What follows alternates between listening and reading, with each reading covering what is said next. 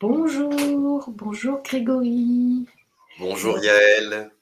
Aujourd'hui, je reviens vers vous après quelques semaines d'absence pour une nouvelle interview Mhm. avec Grégory Jung, pédagogue dans l'astrologie, et pour aborder l'astrologie karmique. Et puis peut-être d'autres choses de fil en aiguille qui Ah vont oui. venir au fil de notre conversation. Donc Grégory, qu'est-ce que c'est l'astrologie karmique? Alors, l'astrologie karmique, c'est une partie de l'astrologie et en même temps, j'ai envie de dire que c'est le début de l'astrologie. C'est une astrologie qui a toujours été un outil de décodage du chemin d'une âme qui s'incarne. Alors, si on souscrit à ces principes, chacun est libre évidemment. Effectivement, la première astrologie, l'astrologie védique, est une astrologie qui tenait compte des nœuds lunaires, hein, puisque dans les nœuds lunaires, nous avons le passé, le présent et le potentiel futur. Donc, cette astrologie karmique va analyser le passif du vécu, donc dans des vies précédentes, les thèmes qui seront à travailler dans cette vie pour une personne, et puis on peut en tirer effectivement des projections sur le chemin de vie. Mais c'est un outil qui qui a toujours permis à l'origine de pouvoir situer le chemin de conscience que l'âme était venue faire dans le monde de la matière. C'était ça l'outil principal, c'était ça le but de l'astrologie. Aujourd'hui, on est rentré dans des astrologies plus judiciaires, plus analytiques, plus événementielles, plus prédictives.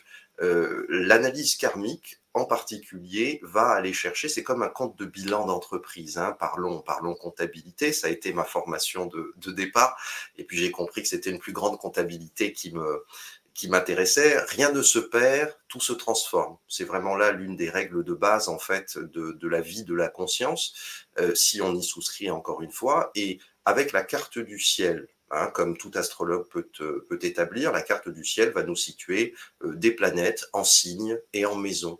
Il y a donc une lecture, l'analyse karmique consistera à lire cette carte du ciel comme on dirait un compte de bilan d'entreprise pour en chercher le passif en fait. Et vraiment, on peut employer tous les termes de la comptabilité appliqués à l'astrologie karmique. Effectivement, il y a une position qui va nous intéresser en particulier dans une carte du ciel, hein, sur des positions radicales, des positions de départ. Hein. Ce sera d'abord le nœud sud, le nœud lunaire sud. La Lune et l'orbite de la Lune et celle de l'écliptique se croisent en deux points. Le premier point est appelé le nœud sud, et ce nœud sud, c'est comme un grand résumé des incarnations antérieures et des caractéristiques de personnalité, de conscience développée. Personnalité transitoire, mais il y a quand même des agrégats qui se fixent au niveau de l'âme. Hein. C'est vraiment l'idée de rechercher le passif. Et nous éclairer également sur le positionnement de la conscience dans finalement un pack de vie résumé. Une carte du ciel, pour moi, c'est comme un grand bulletin scolaire. Hein. Imaginez, Yael, on vous sort le bulletin scolaire de vos années universitaires. Il y aura plusieurs années scolaires. Ce sont autant de vies et d'incarnations et de personnalités différentes. Hein.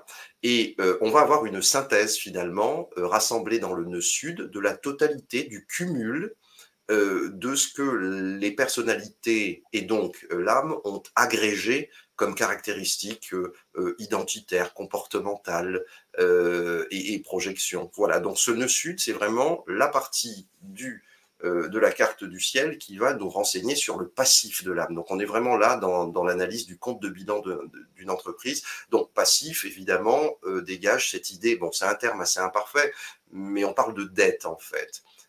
Si on suit la loi de conservation des éléments, rien ne se perd, tout se transforme. Alors, un positionnement antérieur, qu'il soit constructif ou moins constructif, va appeler aujourd'hui réparation et rééquilibrage. Hein, c'est vraiment ça. Donc, on est dans une dynamique, en effet, miroir.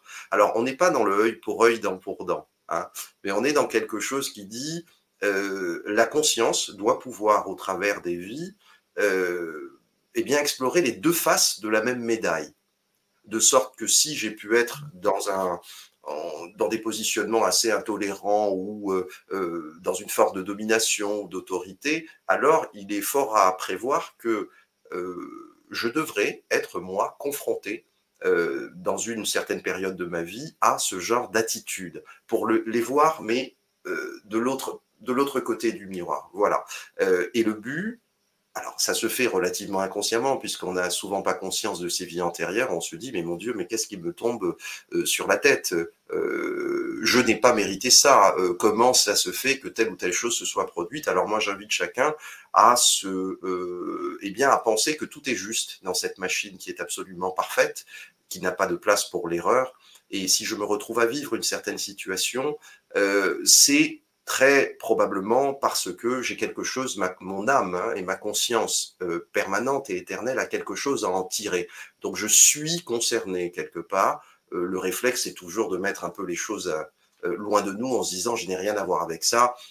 Si on part du principe qu'il n'y a pas de place pour le hasard, alors on cherche une logique plus profonde, avec un regard plus profond sur soi, une honnêteté, un désir de se voir, de voir ses égaux et de trouver un sens. Parce que finalement, cet outil de l'astrologie karmique, cet outil de l'astrologie tout court, a été donné au genre humain pour vraiment comprendre les tenants et les aboutissants entre lui, dans la matière, relié au ciel. Voilà, donc pour résumer, le premier point d'analyse de l'astrologie karmique, ça va être le nœud sud. On va chercher le passif, le comportement, les tournures de caractère, les inclinations qui vont entraîner un certain type d'expérience là aujourd'hui.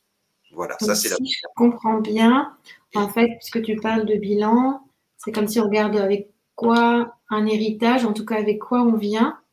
Oui. Et ensuite, on peut imaginer que c'est pour aller vers un chemin de transformation, d'évolution.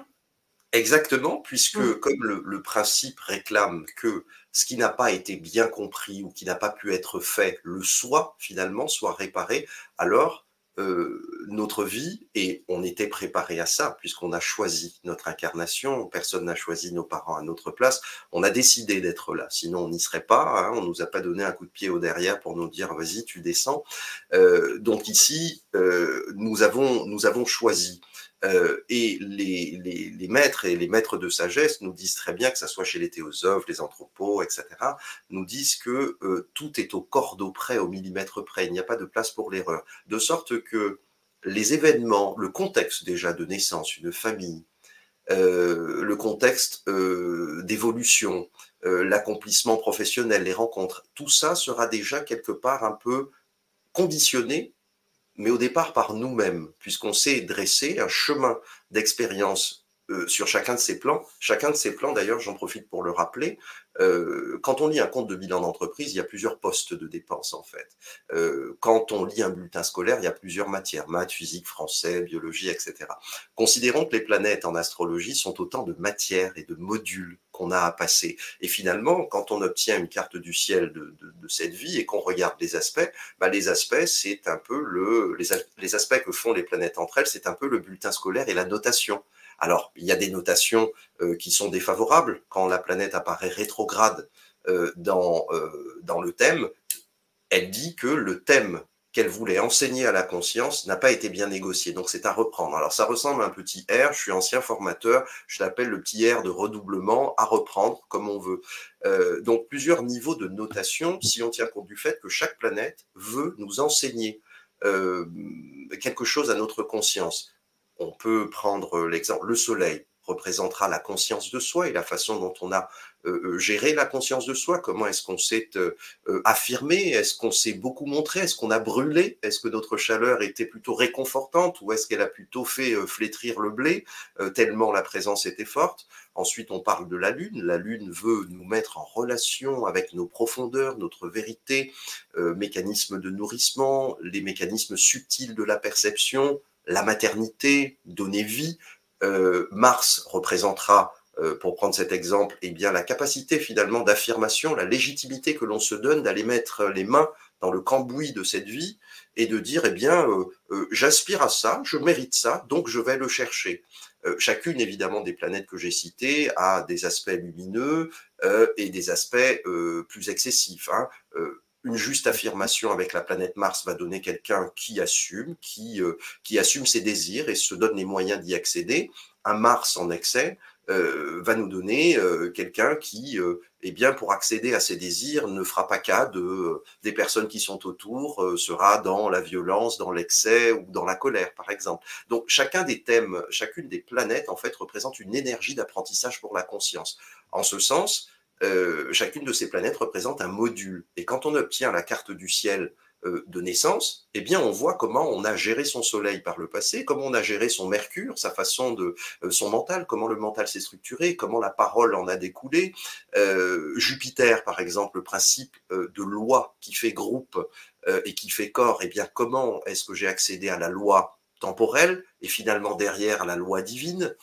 Pluton, pour finir avec Pluton, mécanisme de transformation, faire mourir ce qui n'est plus d'actualité pour l'évolution de la conscience et passer à autre chose. Alors un Pluton, il peut y avoir eu, dans beaucoup de cas, des refus d'évolution, des résistances, auquel cas la planète Pluton reviendra rétrograde et entraînera naturellement son retravail dans cette vie. Donc des événements plutoniens, des événements relativement forts en sens, qui nous transforment, qui détruisent l'ancien et qui nous demandent une régénération, par exemple un décès, par exemple la perte de conjoint, ce qui a été mon cas il n'y a pas très longtemps.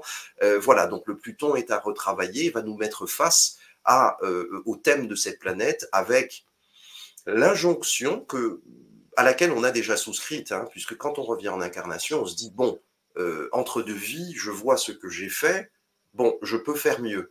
Hein, je remonte dans la lumière et je me dis, ok, j'analyse les facteurs d'échec et de réussite, hein, la SWOT analysis, et puis on dit, eh bien, je vais revenir, et j'arrive avec beaucoup plus de prédisposition à surmonter l'obstacle, mais il va se représenter. Il va se représenter en rapport, évidemment, avec un thème qui est lui-même en rapport avec une planète qui avait été, entre guillemets, pour aller vite, mal travaillée. Mmh. Et ce que je me demandais, puisque là on parle à l'échelle individuelle, est-ce qu'il y a une astrologie karmique collective? Puisque je suis sensible, tu t'appelles Jung, donc ça me fait penser à Carl Gustav Jung, à cette idée d'inconscient collectif. Donc je me dis, est-ce qu'il y a une astrologie karmique collective, sachant par exemple ce qu'on traverse actuellement, ce qu'on va traverser? Complètement. Alors, pour répondre à cette question, il suffit d'observer une carte du ciel de la maison 1, alors du premier signe au sixième signe, au septième, hein, du bélier à la balance, on qualifie ces zones et ces signes et les maisons qui sont en rapport de maisons personnelles. Ce sont donc des maisons dans lesquelles il y a un travail sur l'individualité à faire. L'individualité, évidemment, toujours en rapport avec le collectif, mais un travail plus personnel. Et le zodiaque est organisé de cette façon qu'à partir de la maison 7, celle de la balance, on rentre dans le collectif. Donc, cela veut dire que les planètes qui sont en rapport avec chacun de ces signes, à partir de la balance, on passe... alors, on a des effets de groupe dans la balance, par exemple. La balance représente les autres, l'autre, le collectif. Donc, à partir de la maison 7, on a, dans nos vécus antérieurs, on a forcément eu des implications dans le collectif. Si on parle en astrologie des planètes transsaturniennes qui ont une révolution finalement beaucoup plus longue, de fait et mathématiquement, si on prend la révolution de Pluton par exemple, 248 ans, bah, si on dit qu'une génération vit à peu près 70 ans, pour faire 248, 4 x 7, 28, hein, si je ne me trompe pas, eh bien on a plusieurs générations qui naissent sous Pluton. Elles auront donc une inclination commune, finalement, et une histoire commune, de sorte qu'en même temps que l'on travaille son karma personnel dans ses maisons personnelles, on travaille aussi un karma collectif. Il y aura donc un karma individuel qui va s'additionner au karma de race, finalement, au karma de nation, au karma de groupe, au karma de clan, au karma national. Hein, donc l'astrologie prévoit effectivement le développement personnel et la responsabilité collective à partir des planètes transsaturniennes. Je cite Uranus, Neptune, Pluton, dont les périodes de révolution sont assez larges, pour encadrer un certain nombre de personnes nées dans cette même tranche. Donc, il y a un karma collectif, effectivement. Et tout à l'heure, en fait, avant de commencer notre échange, tu me disais que tu te définissais par la couleur d'être un pédagogue. Oui, Euh, alors, Est-ce que tu veux peut-être un peu nous expliquer, parce que bon, tu as parlé d'école et de bilan, c'est oui. quand même assez innovant, ou en tout cas n'a pas l'habitude que quelqu'un se définisse en disant je suis pédagogue, ou en tout cas mon métier ou mon accompagnement est sous la Ouais. couleur de la pédagogie. Oui, alors la pédagogie, c'est un investissement de déjà plusieurs années de formation. Alors, je suis formateur pédagogue de formation et j'ai beaucoup travaillé au développement des compétences en fait professionnelles et dans l'enseignement et dans la formation des langues étrangères en entreprise. Donc, j'entends par pédagogie la capacité et le vouloir apporter des outils à l'autre d'évolution et de construction. Alors, il peut y avoir plusieurs champs. Au départ, c'était la construction professionnelle et la compétence. Mais la démarche pédagogique consiste à mettre en main ce qu'on estime nécessaire pour l'évolution et l'atteinte des objectifs de la personne en face. Voilà, donc il s'est juste s'agit finalement de déplacer la pédagogie des compétences et de motivation vers des outils finalement, des outils plus unitaires dans la conscience. Le terme spirituel, moi, je l'entends par unité de conscience et reliance entre le manifesté et le non manifesté. Donc, après avoir accompagné sur des axes de pédagogie, de compétences, pédagogie des apprentissages d'abord, hein, j'ai commencé par les jeunes également, pédagogie de compétences professionnelles et efficacité professionnelle, l'outil astrologique a toujours été là, hein, depuis mes 20 ans, on va dire, j'en ai 20 de plus. Bon.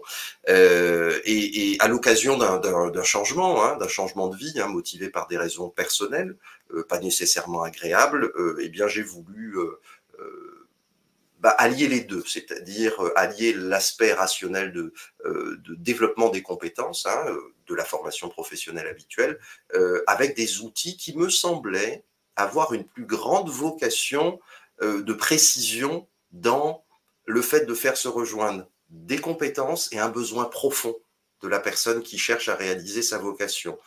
Alors, je ne me dis pas astrologue parce que je n'ai pas été... j'ai appris l'astrologie, elle est venue assez tôt vers moi, donc je l'ai apprise en autodidacte. Bon, j'ai fait quelques validations avec quelques cours et quelques écoles, quelques méthodes, mais j'avais du mal à pouvoir être estampillé astrologue. Alors, pourquoi? Parce qu'il y a plusieurs outils, en fait, qui permettent de construire une pédagogie de réalisation personnelle ou une pédagogie vocationnelle. Mon outil favori, effectivement, est l'astropsychologie karmique, mais il y a aussi l'approche angélique dans l'hermétisme chrétien, hein, le travail avec les anges de la Kabbale, dont je sais, Yael, que vous êtes familière. Et il y a aussi le design humain que j'utilise, et donc je suis licencié design humain. Donc, pour moi, c'est une pédagogie globale de l'approche de la progression personnelle et de la réalisation personnelle. Je l'appelle d'ailleurs pédagogie de réalisation personnelle. Voilà, donc finalement, ce que je fais, ce serait plus exactement de l'astro-psycho-pédagogie de réalisation personnelle. Alors c'est un terme qui est un peu complexe, j'aime maintenir les choses seules, donc je me laisse facilement appeler astrologue, mais au départ, la pédagogie est une démarche plus globale qui consiste à aller chercher des outils ciblés dont on est sûr qu'ils participeront à la demande, à l'évolution et à la concrétisation de cette évolution recherchée. Voilà.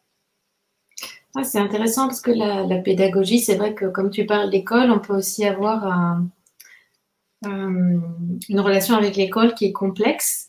Oui. On peut aussi connaître le domaine de l'école qui est quand même une école classique. Et en même temps, c'est vrai qu'on peut parler de l'école de la vie, ou alors c'est vrai que sur ces 100 dernières années, il y a eu si on pense juste à l'école, il y a eu des pédagogues et des pédagogies et des écoles Oui, plus alternatif, où on était à la fois dans cette idée d'accompagner l'individu au sein du collectif. tout à Euh, fait. donc, j'avais envie un peu de creuser avec toi ce mot-là de pédagogie, parce que je trouve que c'est intéressant et peut-être de ne pas se laisser enfermer dans quelque chose qui est le côté scolaire, Tout à voilà, fait. mais plutôt quelque chose d'ouvert. Mhm. Je sais pas comment tu entends ce que je dis. Oui, oui, tu m'entends toujours, Yael? Oui, Oui, oui, oui, d'accord. Mon image s'est un peu figée. Oui, effectivement, pédagogie, c'est vraiment. Alors, dans pédagogie, il y a accompagnement aussi. Il y a accompagnement. On identifie, on écoute. Lors d'une consultation, le récit de vie est très important puisque on le met en rapport avec les lignes directrices données par la carte du ciel, mais librement choisie par l'âme qui a décidé de venir en incarnation. Donc, fini les révoltes, fini je n'ai pas choisi mes parents, fini je n'ai pas mérité ça. Bon, alors je perds le fil là, Yael. On était sur la pédagogie, oui. oui. Donc, effectivement, oui, la pédagogie, c'est après l'identification, tout le travail psychopédagogique finalement et l'accompagnement dans le fait d'identifier des objectifs de progression et de pouvoir sur plusieurs séances les suivre le consultant qui est en progression et vraiment accompagner. Il ne s'agit pas juste d'identifier et de laisser là le consultant en disant bon bah écoutez maintenant débrouillez-vous. La démarche pédagogique est vraiment profondément une démarche d'accompagnement, c'est celle que j'ai toujours pratiquée depuis des années. Donc joignant l'outil astrologique et les autres outils, il fallait également, je ne pouvais pas me contenter de juste livrer les informations et laisser la personne à elle-même. L'idée, c'est de proposer également un accompagnement, le fait de définir des objectifs, leur contexte de réalisation, voilà. Donc morceler en fait le chemin de progression en différents objectifs, étapes intermédiaires pour pouvoir arriver au global satisfaisant avec le souhait, avec évidemment la participation active du demandeur, j'ai envie de dire. Mm. Voilà. Et pour finir notre échange, qu'est-ce que tu souhaiterais voilà, nous offrir ou témoigner aux personnes qui nous écoutent ou qui nous regardent? Mmh. Alors, j'ai envie de leur dire qu'il y a une première chose qui me vient, et c'est ce que je me suis toujours dit depuis que j'étais jeune. J'avais cette intuition qui me disait, Grégory, écoute, tu avanceras, mais la vie, c'est aussi j'emploie le terme, des casseroles. Et l'image qui me venait, c'est plus tu avanceras, plus tu devras progressivement ne pas laisser trop de casseroles s'attacher à ton sillage et les régler progressivement. Alors ça, c'est une vérité. Effectivement, régler les problématiques quand elles se présentent à nous permet de ne pas laisser l'énergie bloquée quelque part. Il y a un acte de foi, un acte de courage en se disant que si tout est juste, puisque je l'ai choisi, et donc j'en profite pour rappeler à chacun de nos auditeurs ou auditrices que il n'y a pas d'injustice. Ce que l'on vit, nous l'avons choisi, nous en avons choisi l'expérience et nous avons été résolus à trouver les énergies nécessaires pour les dépasser, sachant que c'était pour notre plus grand bien. Donc le message sous-jacent, c'est il n'y a pas d'injustice, faire face à ce qui se présente à nous en nous disant que ce n'est pas la fin du monde et que toute expérience difficile peut être dépassée. Qu'est-ce que je pourrais rajouter, Yael? Je dirais, de par l'observation sur plusieurs années, qu'il y a un chemin, effectivement, que l'on s'est fixé. Et quand on l'identifie, tout rentre finalement dans une cohérence. C'est-à-dire que le sentiment d'échec, de mauvais choix ou d'incompétence disparaît quand on peut y mettre le sens que donne la carte du ciel. Un jour, ma chère mère m'a dit, peut-être qu'elle entendra cette interview, ma mère m'a dit je vous ai choisi le mauvais père. Alors là, je l'ai regardé et je lui ai dit, écoute, maman, tu as choisi le père qu'il nous fallait, que ce soit à travers des expériences positives ou des expériences négatives. Donc rien n'était injuste. Et si on sort de cette position de victime, de cette position d'absence de libre arbitre et que l'on n'assume d'avoir choisi le contexte de cette vie, pas nécessairement la façon dont on choisit de réagir à telle expérience. Le libre arbitre est toujours conservé, mais la mise en condition et la mise en présence de situations qui soient avantageuses, moins avantageuses, agréables ou moins agréables, a un but pédagogique profond. Donc, pour progresser, il est déjà question de ne pas penser à la révolte, en fait, de révolte inutile et de lever les bras et les yeux au ciel, comme j'ai pu faire, hein, comme chacun d'entre nous a pu faire. Il y a un sens. Si on se saisit des informations qui donnent du sens au schéma, alors on redevient acteur de sa vie et de sa progression. Et on ne laisse plus, évidemment, il y a une rectification qui se fait effectivement sur les dépenses d'énergie, les implications qui n'en valent pas la peine, et on recentre. Voilà. On est d'abord là dans la notion du karmique, chacun est responsable de son temple intérieur. Notre première responsabilité, on pourrait reprendre des citations bibliques, c'est de ne pas pécher contre son Saint-Esprit. Hein. Son Saint-Esprit, qu'est-ce que ça pourrait être, hein, si on fait un parallèle, ben, ça pourrait être contre l'impérieux objectif d'être là pour s'occuper d'abord de soi. C'est un travail personnel que l'on fait, mais une fois ce travail personnel fait, tout ce qui a été acquis, gagné de positif est destiné à être partagé. C'est là, pour revenir à la question de tout à l'heure, entre l'individuel et le collectif. On est là pour travailler pour soi, de sorte que les compétences acquises et les qualités acquises puissent bénéficier au collectif et au plan supérieur. Voilà. Merci Grégory, c'est un beau message à la fois finalement en travaillant sur moi ou en tout cas en comprenant là où je suis née, ce que j'ai traversé, en le transcendant, en tout cas en le transformant. Après, ça me permet d'être plus à même au cœur d'être avec les autres et de participer à l'œuvre collective. Ce que je voulais juste finir avec toi. Donc, si on veut te retrouver, tu as une page Facebook. Oui, je mettrai le lien. Tout à fait. Donc, Grégory Jung-TOP, donc The Orange Path sur Facebook.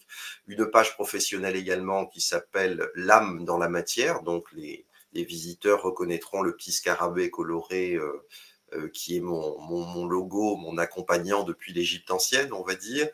On me trouve également à l'Écolieu Oasis La Rue, les jeudis et vendredis, c'est mon bureau à Avignon, et à Beaucaire également, à la Magie d'Isis, que vous connaissez, Yael, ou que vous connaîtrez bientôt.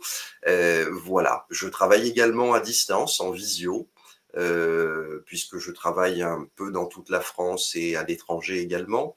Donc voilà, c'est un format tout à fait pratique hein, qu'on est en train d'expérimenter.